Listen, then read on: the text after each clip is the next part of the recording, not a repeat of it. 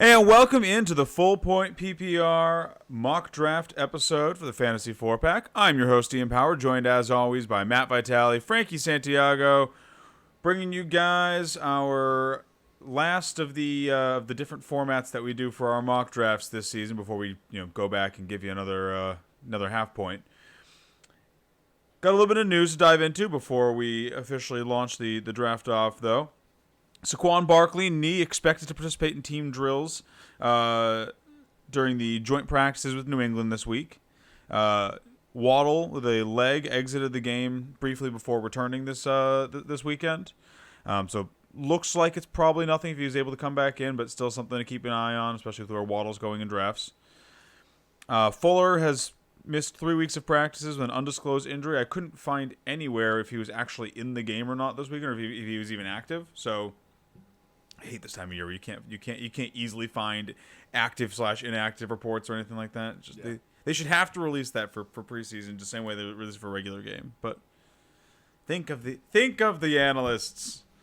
No, but obviously not, especially for a guy who's been dealing with injuries his entire career. Not good for Fuller that he's missed 3 weeks of practice with a new team with an injury. Yep. I guess just to pause on him, because he's an intriguing case. Had a huge season last year. Obviously got slapped with the PED suspension. Now he's dealing with an injury as well. Are you guys at all interested in Fuller this year? I mean, obviously I think he's, in my opinion at least, he's the most talented guy on that roster from a wide receiver perspective. Tua's looking better. Is there any sort of juice there for you guys for Fuller? Not a lot. Just like I said, he's already dealing with injuries. We know that he is, he's had issues with being suspended before, missing a lot of time just in general. And then on top of that, I feel like this is going to be a little bit more of a spread around offense where, like, there's a huge drop from Deshaun down to Tua. Deshaun was, even on a terrible team, was threatening to be the, taking the passing title last year. And Tua, I don't think is going to come anywhere near that. So I think it's just going to be kind of the hot hand, like whoever's open that game is just going to get the work. Sure. Yeah. I mean, he does only have one game left of his suspension to serve, so like you're not missing a lot of time with him there. But yeah, what I'm more worried about is he has that undisclosed injury, and that also for me is a pretty big thing. It's like, just tell us what it is. If it's not serious, then we don't need to worry. But I mean, I think it's probably at least a little serious, Frankie, if he's missed 3 weeks. Yeah, and that's the thing too, is he's missing all that time going to a new team. It's not like he's coming back to the same team where he's familiar with the offense. He's worked with the quarterback before. He's going to a new quarterback who is a worse quarterback than Deshaun Watson. Sure. On a new team where he hasn't gotten any reps. So I mean, I will say, because I am still at least hesitantly interested in Fuller. His ADP right now is right around 107, so it's like he's going sufficiently late for me that even with this injury, I'm still potentially interested. But I would like to see him at least return to practice before draft season starts for me to feel really comfortable, selecting him to get onto my team. Right. And I do agree with what Frank was saying. Like, yes, we don't know the injury is. We don't know the exact severity, and he has been held out. But with preseason, with veterans, we know that sometimes minor injuries can be treated more majorly in the preseason just to make sure that they're healthy for the actual season. Sure. So knowing it, is it like a high ankle sprain where like this is going to carry into the season, or is this just like, hey, he's kind of nicked up, let's let him get 100% for the season? Sure. No, that makes sense. Yeah. Andy Dalton is somehow still the week 1 starter, according to head coach Matt Nagy. Vitale, you and I were talking about this last night. Yep. So I'm of a school of thought here with this, that they're keeping Andy Dalton as sort of like the cow to be, or the lamb to be led to slaughter, because they face the Rams in week 1. I am of the opinion that's the only reason Dalton is still a starter, so they don't just throw Justin Fields out there week 1 and let him get blown up by Aaron Donald. But if Dalton is still the starter week 2 against the Bengals, then Matt Nagy needs to be fired. Did you hear Andy Dalton's comments on him getting the starting job? No, I actually didn't. I didn't hear those yet. I forget where I saw it on Twitter. Somebody had retweeted or posted it. He said, Fields is going to have a great career, but now it's my time. No, it's been your time. It's been your time for like a decade. You did nothing. Yeah. I I'm interested to see how that week 1 game goes. I am still the advocate that you have to let the vet go out first and lose the job, and let the rookie kind of just get used to the flow of being on an NFL team. The traveling, the everything else, like getting ready for being at the show. Being in the they've been in the spotlight because they're big college athletes, but this is a completely new tier of spotlight. Sure. So I think there's some merit to letting them get used to that, but with how fast quarterbacks are maturing now, you kind of have to put them in quick. Well, and especially with, obviously 9 for 19. In his start in this past preseason game, not the best showing through the air, but he did fine through the air. I was watching some of his tape from that game, and he looked real good on the ground too. Like he looked like someone who was fitting into the NFL fairly well, in my opinion. And Dalton isn't going to get you anywhere. I think that's the bigger thing for me, is that it's like he looked good enough, and Dalton's not going to get you anywhere, that I would just go and sure, if you want to protect him from the Rams week 1, give him a confidence booster game against the Bengals to start out with instead. I get that, but like this better be a 1-week experiment where they use Andy Dalton as a shield for Fields and then cast him aside. Because we know he's not a winning quarterback. He's not, like, maybe he gets them to the playoffs if they're in, but they're not going to win anything with him there. I don't know. I hate the gutless decision to just stick with Andy Dalton because you signed him and then also drafted Justin Fields. Dak Prescott, in some good quarterback news, no setbacks on his shoulder recovery. He is on track to start week 1. So, if you're a Cowboys fan, like someone at this table, or if you're just really hoping for another boom season out of Amari and CeeDee Lamb, that's great news. In worse news, although I don't really think this affects fantasy at all, N'Keal Harry's shoulder could miss up to 4 weeks. So he's not going to be a thing ever. It's like amazing.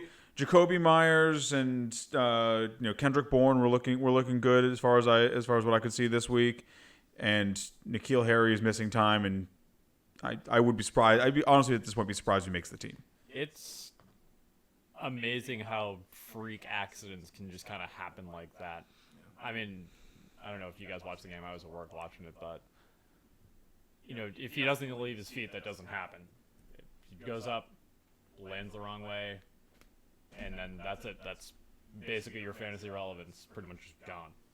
Yeah, I mean, it's like I said, this is a kid that I thought had a spark there, but then it's some kind of curse that Bill has where if he tries to shoot for a wide receiver, they're just dead on arrival. Like he just can't do it. I don't know if it's him. I don't know if it's coaching style, his playbook, or something like that. They never work. Patriots always have to go sign someone that knows how to play the position already. Speaking of good Patriots players, though, did you guys also to throw some water on the fire that has been Damien Harris's draft stock? You guys see Ramondre Stevenson? Yeah. 12 for 66 and 2 touchdowns. That he was running mean. He's quick for a guy his size. There's a reason why when I saw that report that said Ramondre Stevenson has some LeGarrette Blount-like traits, I was just like, oh no. He looked. I would say he looked legitimately good in the work he got in the week 2 of the preseason. Yeah, like I'm glad that he's working out because I'd rather they draft guys who can play football well. Sure. But like as a fantasy player, I hate to see it because this just smells like Damien Harris is just going to be fighting with another person for his job while Sony's still there and will steal like a little bit, but like. It's hard to like Damien Harris after this preseason. I mean, Sony's another guy that I'd be surprised if he makes the team. But Deebo Samuel, glute, had an MRI Friday after exiting a joint practice with the Chargers. No official word on it yet, but generally you don't get MRIs for things that are fine. Feel bad for Deebo Samuel, obviously, but this is good. I mean, you're never rooting for injury, but from a shortening of the target tree perspective, this is probably good news for the 49ers, at least for fantasy managers for the 49ers, because now there's Now, if he does have to miss any time, there's a much clearer path for where the targets are going. It's Ayuk, it's Kittle, it's maybe Raheem Mostert a little bit, but this definitely takes some of the ambiguity out of their offense. And then CEH is going to have his ankle examined, although Andy Reid was quoted saying the team is not overly concerned about the injury. It's only a slight sprain to the inside of his ankle. Obviously, you were saying that you were looking into this a little bit, and interior ankle sprains are worse than exterior ankle sprains. But if the team, at least for right now, if the team is saying they're not worried about it, then I'm not worried about it. I'll take them at face value for this. Yeah. So do you think they're not worried about it because they like to throw the football inside the 5 more than run it? Or? No, I mean, from the way they were describing it, it sounds like it's more just they're not worried about it because it sounds like the severity is very low. Yeah. Reed was saying they're pretty sure he dodged a high ankle sprain, which is good. Basically, like what I was hearing when I was digging into this, because CEH was a guy that I was starting to warm on as the season went on with his draft price. It looks like basically on the low end, this injury could basically just have him off to a slow start. So it's something to play in your draft around. If you're going for CEH, he should be fine as the year goes on, but he might just be he's not going to get that hot start at the gate that he did last year, probably. Sure. And then just as an aside, because we had a couple rookies who did pretty well this weekend, and a vet who everyone's kind of sleeping on who did well, but Zach Wilson looked good. I mean, he was 9 for 11 with 128 and 2 touchdowns, and he looked like he had a legit connection with Corey Davis.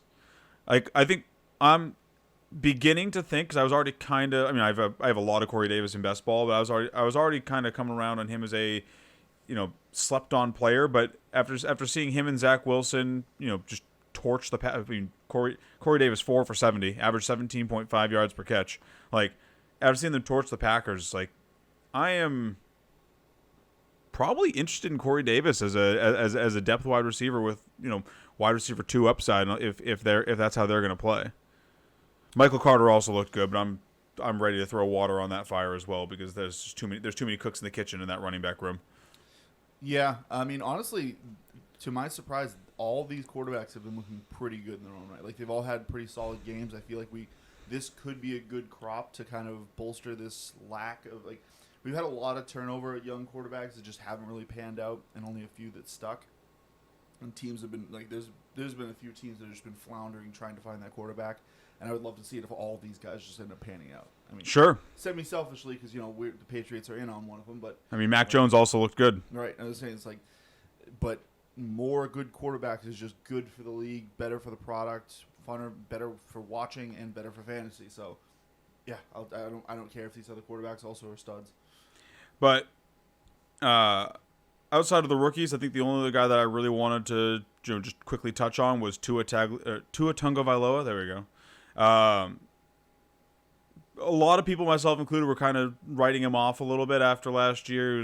He just wasn't looking like a, proficient NFL quarterback. He looked great this weekend. Like, he had a very strong first half in this second preseason game. I know it's just the Falcons and they don't have that good of a defense, but still, like, it was great to see him go out there and just do what an actual NFL quarterback is supposed to do. Do you guys boost any of the Dolphin receivers' stock after seeing that Tua can actually throw the ball, or is this just second week of the preseason against the Falcons? No, I kind of figured Tua. I mean, we talked about a lot. I mean, at the end of last year, a little bit, how I was kind of warming on Tua and thinking that he just needed more, time to get acclimated. And sure. I mean, he's got that season under his belt. He's, getting used to playing at NFL speed. I'm not really. This doesn't boost anybody for me because I'm not really surprised that he's, playing well now. I mean, it's just kind of a thing that, in order to get experience in the NFL, you need to have experience in the NFL. You need to play games. You need to go through, preseason practice, all that. So, I mean, nothing really changed for me. Yeah, for me, Tua was supposed to be a top 3 pick before that hip injury. And him landing with the Dolphins, which is a team that seems to be putting everything together correctly. They bumped. I mean, it helps when you have everyone's first round pick. Yes, that it does. They have so much draft capital. Exactly. So it does give them like a slight bump, but like I said, I feel like it's it could be a messy target tree out there. Like Sure. it's not clear who's getting what. And usually around there, like if their price dropped a little bit more, I'd probably be interested more in them. I think they're just right now. There's a lot of guys around them that I'm usually going elsewhere. Or by that time, I'm looking at my quarterback. I'm looking at my tight end or something like that. So Sure. stuff like that. No, that's fair. 'Cause I personally feel like this gives a little bit of a bump to Will Fuller, as him being a already talented receiver, and he can make hay on short targets. I don't know if I really want to roster any of the other guys in that offense, but Tua could also end up being a nice streaming or maybe surprise weekly starter too, if this is how he's going to look. So gotta earmark and watch how he goes. Maybe be prepared to throw some fab at him. Before we dive into the draft, as always, if you like the content that we're bringing to you guys, you enjoy hearing our voices, seeing our smiling faces, subscribe to us on YouTube, hit that notification bell, follow us on Twitter at the Fantasy 4-Pack, at the Fantasy 4-Pack _Ian, at the Spoon, and at Senpai Koala. Twitter is generally the best place to reach us if you have questions, issues, concerns, you want to just catch our fantasy football thoughts or general musings. And be sure to share the videos if you think that we're really bringing the heat. Every bit of interaction that we can get this time of year, it helps us grow the channel. And if we can grow the channel, we can bring you guys more content. Everyone wins. You guys ready to start this mock draft? Let's get it. Nope. All right. So as I said, we are doing full PPR today. I am drafting out of the 2-hole. Vitali is at 5. Frankie is at 7. Frankie is at 11. And we are doing full PPR today. First pick off the board, as no one is surprised, is Christian McCaffrey. I am going to just follow that up with a no-brainer move and pick Dalvin Cook. I was kind of between him and Kamara, given that this is full PPR, but I think that Cook just brings too much to the table to pass up on him in any format, really. Yep. So for me, this is where it usually gets interesting with who I'm going to take here. It's usually an iteration of Kamara, Henry, and Zeke. Jonathan Taylor snuck in the top 3, so I have Henry and Zeke looking at me. In half point and standard, this would be Henry, but because we're full point, I'm going to go with Zeke here. Take someone with pass catching upside? Yeah, I'll take the pass catching upside because, like I said, Derrick Henry, we know his ceiling. His ceiling is basically 3. Yeah. Especially in PPR formats. Zeke actually has legitimate RB1 upside. Sure. So I'll take that over Henry. Frankie, what are you looking at 11 here? Since Vitali's pick, we've had 2 receivers and a handful of running backs go off the board. Are you taking Mr. Kelsey here? No, I'm looking at Mr. Perennial top 5, and for that I mean past 2 years, Aaron Jones. We know 0% shocked. And Team 12 committing the cardinal sin of going Kelsey Mahomes. you know what's funny? I was thinking about that, and I was like, I really want to see how my draft turns out if I do that, but I decided against it, and I'm going to get the other guy that I was looking at, Austin Eckler. We know how good of a pass catcher he is. Yeah, that's a pretty good duo right there. Yeah. As soon as I saw both of them there, I was like, that's exactly who I would take if I was sitting in your pick. Yeah. So 2-8 Vitali, what are you thinking here? Most of the good running backs, unless you're in on Antonio Gibson, most of the big name running backs are off the board at this point. Are you looking at a receiver, or are you going to reach on a running back? This is usually always the pick that comes up, and sometimes some guys I like fall to me. Gibson, like I said, it's a balancing act each week. Some weeks I'm hot on him, some I'm not. I love his breakaway, but I also don't love that he's on the Washington football team. Sure. But if in this situation, I'm going to stick to my guns and how I've been drafting. I am going to go with Gibson here, just because I know I would rather take Gibson right now and try and make sure I have running backs and then go wide receiver later, just because I love a lot of those mid-round guys, as you saw from our mid-round show. Yeah. Almost all of our guys were pass catchers. So this worked out almost exactly how I wanted it to. I was hoping that Calvin Ridley was going to make it back to me at 211. He is a volume monster in PPR that is beyond valuable. I normally would have focused a running back at 211, but it's one of the reasons I'm not a big PPR fan. PPR gives too much value to volume monsters, and it makes it so that a guy like Devontae Adams or Calvin Ridley or DeAndre Hopkins, where they're just going to get absolutely peppered with targets, it makes it so that they're their value is too much to pass up, in my opinion, especially when you're looking at reaching for a running back. But now I do need a second back here. Dobbins went off the board right before me. I'm not gonna be able to get any of the. I'm gonna have to reach on a guy here because I'm not gonna be able to get any of the guys that I really want at 4'11". So I'm just gonna go ahead and grab David Montgomery. He doesn't give a ton of pass catching upside, but he can catch the ball. And every time I'm looking at the running backs in this range, I just trust him more than a lot of the other backs. I'll take the tried and true over DeAndre Swift, hoping that I hit a home run. Yeah. Little bummed. I got sniped right before my pick. I was going to go with Keenan Allen here to grab as we were talking about, a target monster. Why not just grab Allen Robinson? That's exactly what I was hovering. So I was just kind of looking through. It was like, there's some running backs I like in this area, but at this high of a price, I'd rather get something that fits into the PPR format a little bit better. So I am going to take AR-15 here, just to give me one of those wide receivers that's just going to get absolutely just peppered. Sure. Yeah, it's, for me, like, when you just think about what PPR is, it's crazy. If you get a guy like DeAndre or Devontae, you're just getting 100 points on their end of season total off of just catches. If they, turn in that another high volume season, and that is just incredibly valuable as opposed to like half point where it's like 45 doesn't seem like a lot, but when you get a guy who's getting 90 receptions, that's a little bit more attractive. Yeah, especially like you think about it. If David Montgomery goes out there, gets 60 yards and a touchdown, he brings in 12. You're like, all right, that's a solid fantasy day. He at least got over that 10-point cap, which you like to see. DeAndre Hopkins could just catch 12 balls, and he already has the exact same amount of points as David Montgomery with little effort compared in those points right there. And then you're not even counting his yards or any touchdowns. Yeah, I mean, Devontae Adams had 115, 120 catches last year. Like it does make those high volume guys who are also extremely talented, so they get a lot of yards and they get in the end zone a lot. It does make them kind of like cheat codes almost.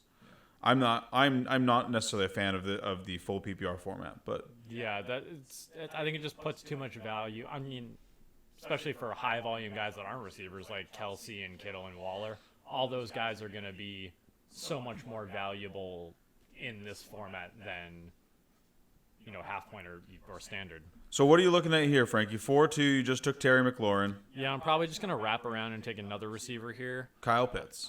This is typically this is typically what I've been doing in a lot of my mock drafts.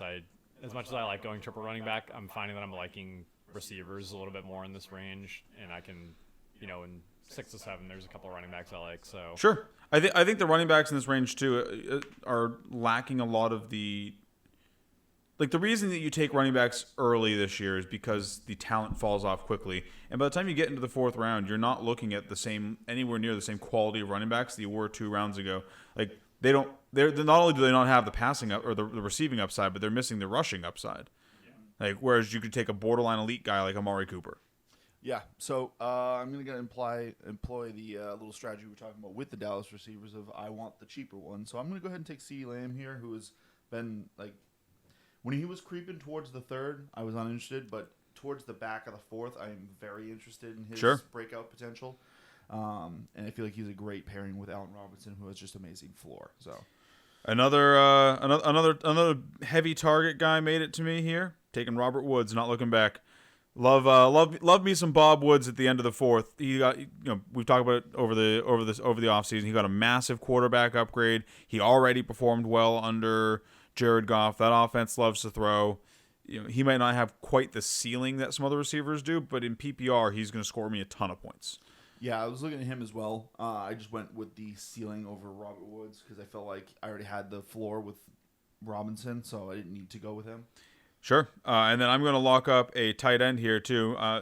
There's only a few tight ends that I really care about this year. And in my opinion, you're either taking, Kelsey, Kittle, Waller, Andrews, or Hawkinson, or you're just waiting until the double-digit rounds and just grabbing someone you think could break out. At 5'2", he's not making it back to me. I'm going to grab T.J. Hawkinson here because I think he has a massive target upside in this offense. And once again, PPR favors guys who are going to catch a lot of balls. he should be the number one receiver in that offense. And honestly, like, it's typically a little bit more of a balancing act for me between Mark Andrews and Hawkinson, with who I want more. Andrews has more touchdown upside, Hawkinson has more catch upside, but with the imbalances created by a full PPR format, TJ Hawkinson is the clear winner there to me. So this one, there's a lot of guys on the top of the list right now that I'm not a huge fan of, that I either feel that they're going too early or they just don't provide as much value in a PPR. So I'm just going to go a little bit later, and I'm going to go ahead and take a guy that we know is another just absolute pepper target monster. Sure. Deonte Johnson. If I didn't take Bob Woods, I probably would have taken him, but like they're too much of a similar player in my opinion. Yeah. Got to get some upside on my team somewhere. Yeah, with me, I'm just gonna grab the guy who's probably getting a lot of Debo's targets here. I'm gonna grab Brandon Ayuk. Don't sound so excited about it, Frankie. Like, guess I'll draft Ayuk here. That was a little bit monotone, but Can we just take like a half moment pause for the prayers for Team 12? Yeah, that's not great. I mean, no. So I was just about to say how I'm probably not going, 3 running backs out of 5 like I usually do, because in PPR, my flex is more than likely going to be a receiver. Yeah. And I'm going to pick up another guy here that we all, I think, kind of like here, T. Higgins. You son of a bitch. Having that running back depth is important. Frankie, why are you sniping me 12 picks ahead of me? I don't know. Why is Vitaly sniping me 5 picks ahead of me? I was going to pick Deonte Johnson. Well, but anyways. you cannot. Yeah, having the running back depth is important, but again, like I said, my flex is going to be T. Higgins on this team.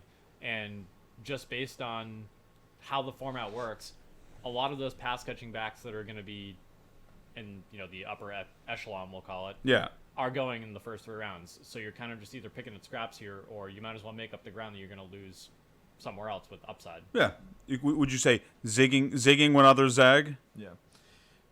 My pick is a guy I haven't gotten a lot of because I feel like he's been getting sniped around the picks I want to take him at, and I went with Chase Edmonds here just because he's a great pass catcher. If he can really cement himself in that role, he could be a nice little mid-round running back that could really help you give you a great flex play. The only other people I was going with is actually the pick that went right after mine is Aaron Rodgers, because I knew it was like there's a good chance he doesn't get back to me at 7.5, but I feel like the running back depth's a little more important than getting a quarterback right now. So sure. I'm gonna lock up Jerry Jeudy here at 6'11". Take another receiver who I think presents a very interesting situation this season as far as upside's concerned. I mean, we've heard that Courtland Sutton is looking slow in camp. He's not quite fully back from that injury yet. Teddy Bridgewater's looking good. He should have a quarterback upgrade going into this season, and he's likely going to go in as their top wide receiver given Courtland Sutton's slow return from injury. I'm going to try and take advantage of that and draft a guy with huge upside at the end of the 6th round. And then for me, because the running back depth on my team could be better, but as I look around at the guys in this range, there's not a lot of people that I really want, honestly. I mean, Melvin Gordon, Raheem Mostert, Leonard Fournette, Ronald Jones, they're all just kind of blah to me. Yeah, I look at it like Melvin Gordon would be one that I'd be all in for right now in the 7th round, but that that injury he's dealing with right now is not something I'll have to see a vet going into the season with. Yeah, no, I'm going to end up taking a wide receiver here. I'm not a big Claypool or Courtland Sutton fan this year, so I'm just going to go ahead and reach down the board a little bit and grab Visca. I need to try and take some upside shots on this team. He looked like a really talented kid last year. He's also getting a massive. I mean, not to besmirch. I can't remember the kid's name. DJ Chark? No, the quarterback Gardner Minshew. Not to besmirch Gardner Minshew, but Trevor Lawrence is a better quarterback than him. I'm gonna count on him going in there, just upgrading that offense as a whole, and maybe linking up with Visca as opposed to any of the other guys there. Oof, yeah. This is a little bit of a rough range. I was actually probably just going to bail out and just take Dak Prescott if he made it to me. Sure. It was just a high upside guy, but with him gone, I'm probably waiting a little bit longer on quarterback. So Not looking at Fant. It's basically I'm probably just going to take another running back here and just hope that one of them works out. So I'll go with the fresher legs on the run-heavy team. I'll go with Mostert here. And just see if he can work out because we've seen before he's regularly slept on but still can perform. So I mean, with Mostert, it's just a question of how long is he going to be on the field. exactly. Like, the talent has never been the question with him. Yeah. Frankie, what are you looking at 7-11 here? I'm torn between two running backs. We have talked about Melvin Gordon, whatever issues he's dealing with. Yeah. I also like Ronald Jones in this range. See, my issue with because I was looking at him at my pick. My issue with Ronald Jones is that he doesn't catch passes. Yeah.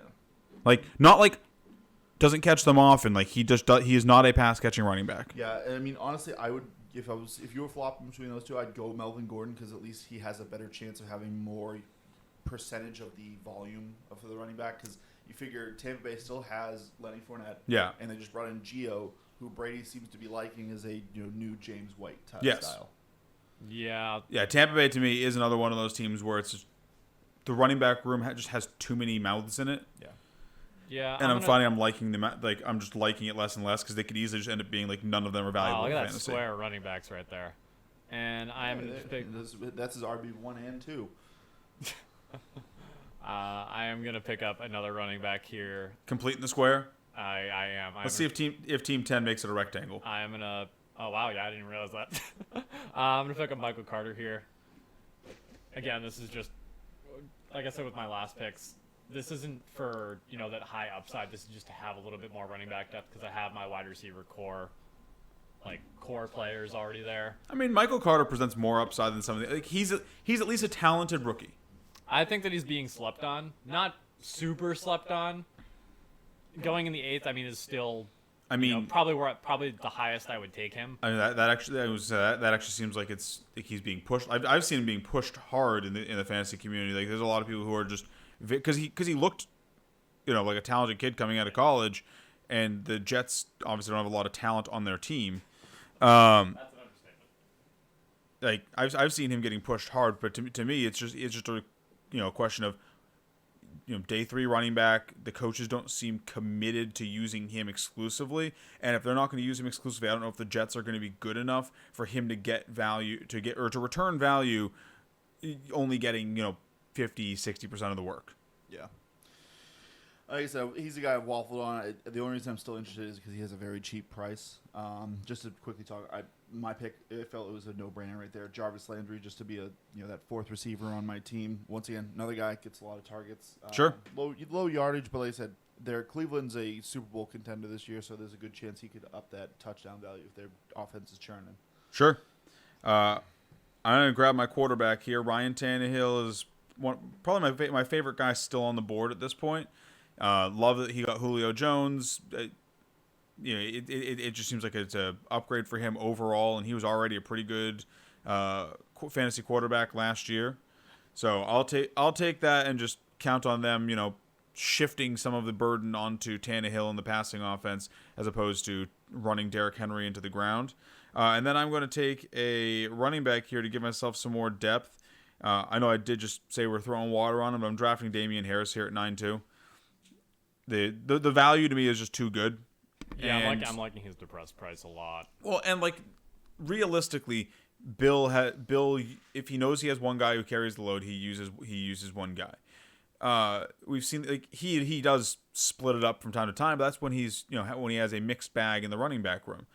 I believe that Damien Harris is talented enough to win at least the majority of that workload. And if he gets the majority of the Patriots' workload on what I believe is going to be an improved offense this year, that to me presents a value in the 9th round. Mm-hmm. So yeah, here honestly, I felt like I could potentially wait on it with the amount of quarterbacks that are out there. So I'm just going to go ahead and take mine now, though, just in case the AI drafters start going with double quarterback. Sure, if they go for a run. Yep. So I'm going to go ahead and take Jalen Hurts right there. Nice. Guy, like I said, we were talking about whose ADP is more in the 7th, 8th round. I got him in the 9th, and it was kind of me just playing that game and seeing who was out there, who I kind of knew. I knew you weren't a huge fan of Jalen Hurts, so I figured he wasn't going, especially with Tannehill still on the board. So I was like, I can play at least one more round of it, but I didn't want to gamble and miss out on a quarterback that I do like, just because I want to try and pick up another depth piece. No, I mean honestly, if Tannehill hadn't been there, I would have been looking at either Hurts or Burrow. because Tannehill to me represents a tier break where it goes from being the proven point scorers down to the could be's. Right. That's why I saw like 2 quarterbacks that were basically a buffer for Hurts, which was Tannehill and Stafford. Yeah. So if I knew those 2 guys were gone, I had to jump on Hurts, but I saw Stafford still there, but I decided to go for Hurts for that rushing upside. Sure. Frankie, what are you looking at 9-11 here? I'm doing the opposite of what Vitaly did. I'm picking up Matt Stafford here. I was hoping he would draft me. I was looking at Baker, in case he didn't fall to me. Because Baker is capable of having those games, but Stafford is he's shown that he can put up the yardage and the touchdown totals before. So this is going to be a hot take potentially for me, but I am in no world interested in Baker Mayfield. He's not going to win you enough weeks to make it worth it to even. He's going to be too good to drop, but he's not going to be good enough to win you weeks. If I'm looking at drafting Baker Mayfield, I'd rather just take Justin Fields or Trey Lance and chase that upside. Fair. Or Tua, grab a guy that has because we know what Baker's ceiling is and it's limited. They are a run first offense. And with my wraparound pick. Yeah, what are you looking at 10-2 here? Quadzilla. Again, we see the Packers support 2 running backs before, and I mean now I have my 5 running backs I'm happy with. So I'll probably be looking to shore up wide receiver, get a tight end, and call it a draft after this. Yeah. I swear to God, I'm probably doing it. I will come across this table and stab you in your neck. I don't know if we can say that on YouTube. I don't think. Oh wait, I'm sorry, YouTube. Wait, I will not do that. That was in jest. Yeah. Or FBI agent who's listening. No, like I said, I don't think you're gonna be upset with my. He's pick. our biggest fan. Yeah. I saw a lot of tight ends go off the board. A lot of ones that I was interested in, like Logan Thomas, Robert Tonyan.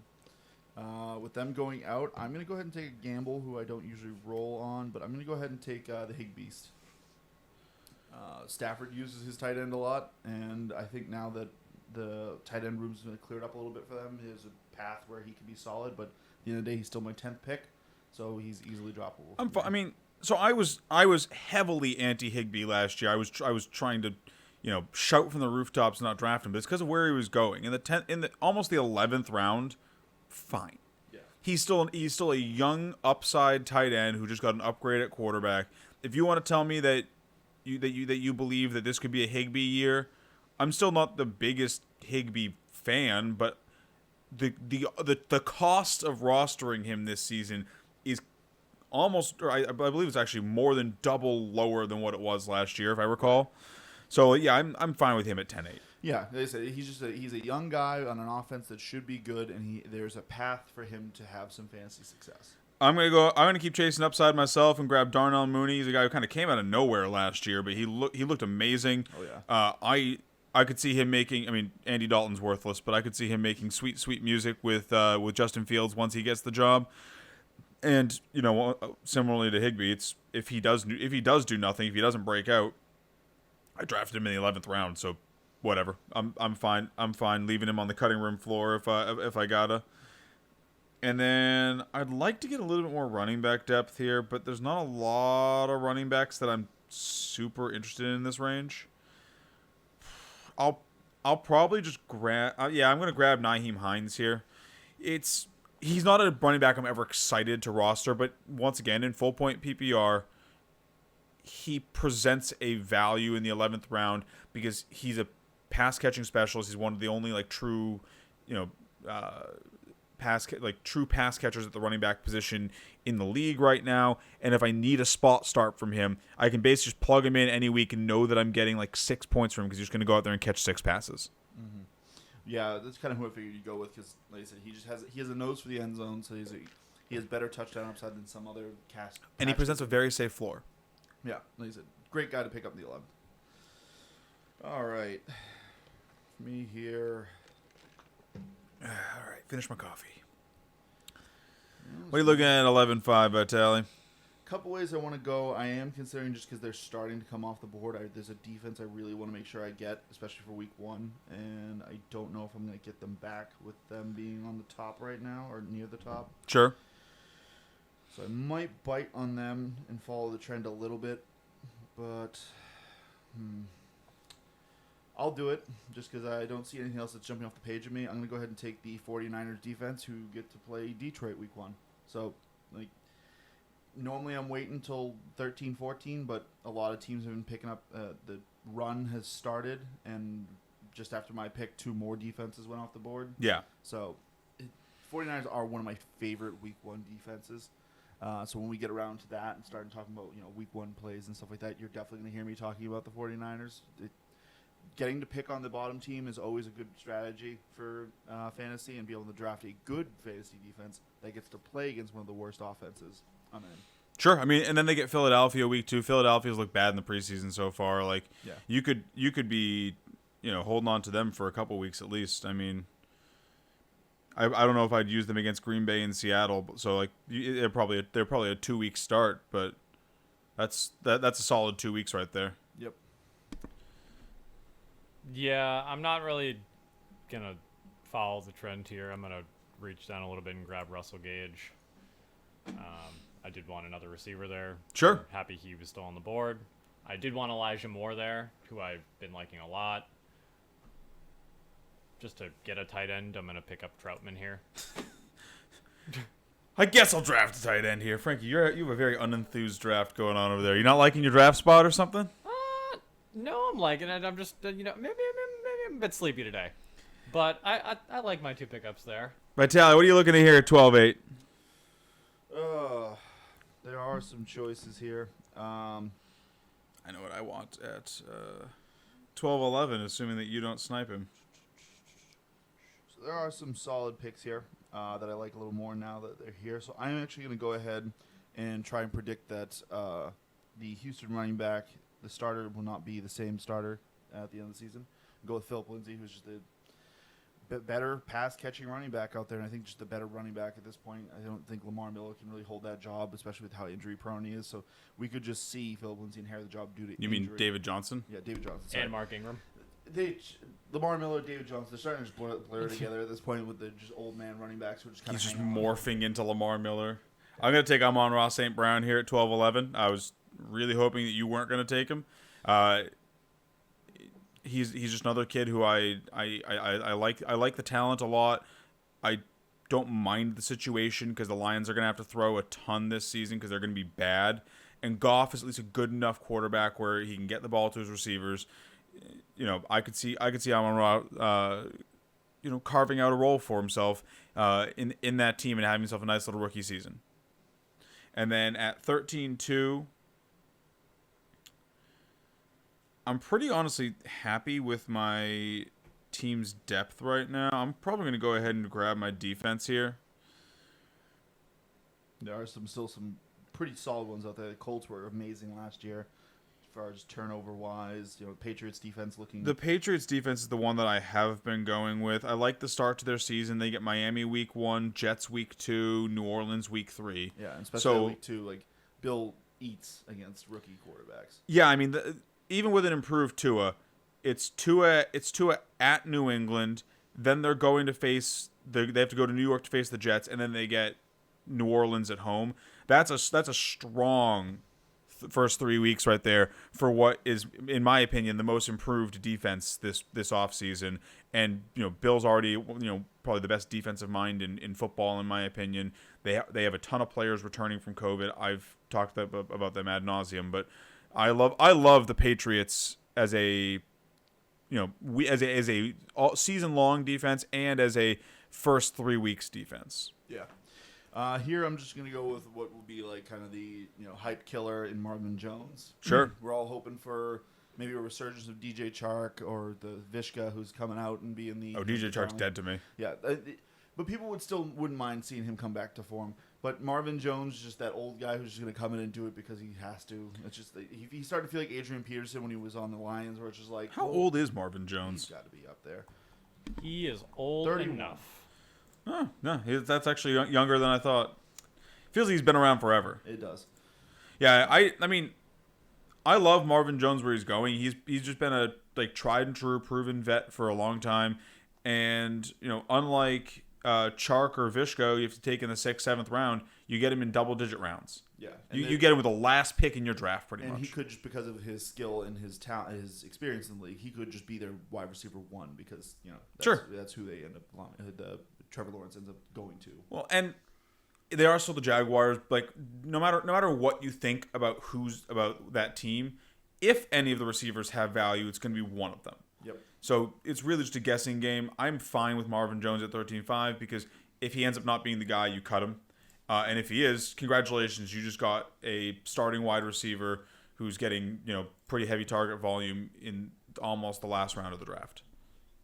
Yeah, with that wraparound there, I just took another wide receiver, Aguilar. And then the Broncos defense? Yeah, the Broncos get the Giants week 1, and I mean, we've seen and heard how the Giants have been, performing in the preseason and just in general. Sure. Yeah, Danny Dimes loves to hand the ball off to the other team. Vitaly, what are you thinking here with your last pick in the draft? Guy I've been taking over and over and again just for the pure upside of it. Quadri Olison, the backup for Atlanta. Just basically everyone is very much cooling on Mike Davis this year. And I think we're going to have a Justin Forsett year. So if that's going to be what happens and he pulls the disappearing act, somebody has to be the lead back. And he is basically he's carved out the role as he is the backup. Sure. So I'll just play that game and see if I get the starting running back for Atlanta for the last pick.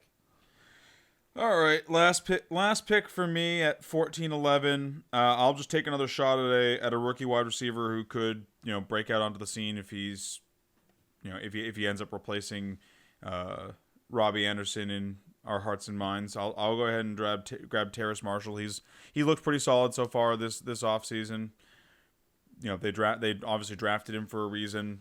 If Sam Darnold ends up being a legit quarterback, he could easily end up having value. And then a final pick in the draft. Man, how the mighty have fallen. Zach Ertz at 14-12. 2 years ago, he was in the 4th round. Actually, last year he was in the 4th round, wasn't he? Can we just look at Team 12 and just say a prayer for a minute? Is it bad? It's not great. Ooh, yeah, 3 running backs, and it's Ronald Jones, Trey Sermon, and Zach Moss. You hate to see it. I like Zach Moss. I don't like him as the RB3, and potentially might be like if Trey Sermon doesn't get the job right away, Zach Moss is probably going to have to be his RB2. Yeah, and I mean, I like my team overall, but. And this is just kind of cycles back to what we were talking about earlier in the mock draft. This is why I'm not a big fan of PPR because I feel like it pushes wide receivers too much, and especially those high volume guys. I mean, my whole trend with this draft was build around volume and then try and grab upside guys late. I mean, Cook gets volume for a running back at receiving. Really no other choice in the first round. Calvin Ridley, Robert Woods, Jerry Jeudy, all of those guys are heavy target guys. I mean, Hawkinson, heavy target guy. It almost like saps some of the fun out of it for me, in my opinion, because like it feels it rewards the big play guys less. So you're just like ho hum. Guess we'll just go out and draft Julian Edelman.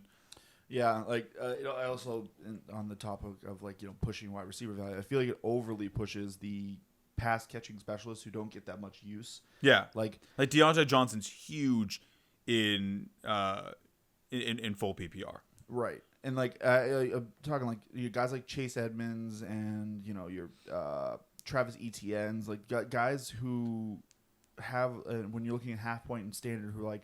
I'm not really interested because they have a very limited role, but then PPR hits and you're just like, oh, I can get so many points because they'll just catch 8 balls. Yeah, it feels like you're playing with the kid gloves on because it doesn't matter as much who you draft as long as you're drafting people who have a decent target ceiling. Yeah, I mean this goes back to basically what I was saying before, which is Edmonds gets 45 catches. That's, that's a good amount of points in half point. In full PPR, that's 45 points just right on his total. Yeah. Without any yards or touchdowns or anything. But we can all at least agree at the end of the day that regardless of our feelings are for full PPR, it's still better than standard. Yes. Much better. Standard is. For some reason, I actually thought for a second that you were going to be like, it's still better than drafting. It still wouldn't draft Tyler Lockett. Oh no, I mean yes, I also still would not draft Tyler Lockett if I ever get kidnapped and I have to tweet something out to show everyone that I need help. It's probably going to be something along the lines of, I think Tyler Lockett presents real draft value. And another reason to, for anyone out there who's thinking about using Sleeper, or at least download the app, we got a nice little football alert right there, which is definitely some good news for the Colts. That is. Carson Wentz is returning to practice on Monday. Look at him rehabbing his injury in a timely manner and getting back on the field. It's got to be something in the water in Philadelphia. Also, he's already coming back. It's like, who is this? This isn't Carson Wentz. If you do still play standard for whatever reason, you should talk to your commissioner and see if you can get at least switched over to half. There is still time, unless you've already drafted, in which case, better luck next year. But if you haven't, go watch our standard video. I'm going to link that up top there. Shoot for touchdowns. Yes. All right, well, that'll do it for us here for our full PPR mock draft. Join us later this week as we're bringing in our late round picks. Or, in Frankie's case, later round picks, because you already picked some late round picks for our mid round picks episode. You bastard. But join us later this week for our favorite late round picks episode. And as always, if you have any questions, reach out to us on Twitter, comment on the video. We would love to hear from you guys. See you next week, or see you later this week.